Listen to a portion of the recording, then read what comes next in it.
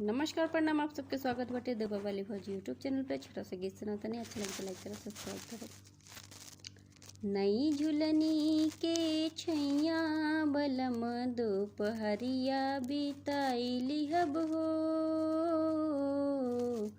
नई झुलनी के छैया बलम दोपहरिया बिताइली हो। आव बिताइल दोपहरिया बिताइल, आव बिताइल दोपहरिया बिताइल। नई झुलनी के छैया गोरी हम जिनगिया बिताई देहब हो।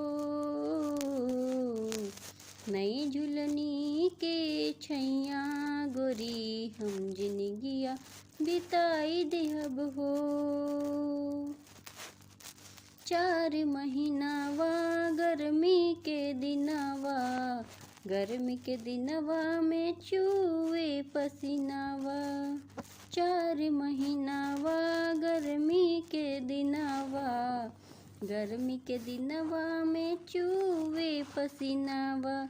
चूए ना देहब पसीनवा गोरी हम बेनिया डोलाई देहब हो।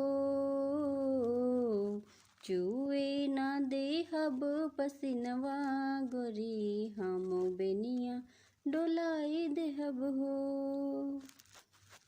ऐसे गाना तो बहुत बड़ा बाटे, शॉर्टकट में ही चलता नहीं। अच्छा लागला, सोचनी रो लगन के साथ शेयर करी। अच्छा लगे तो लाइक कर, सब्सक्राइब कर और कमेंट करके जरूर बताइए।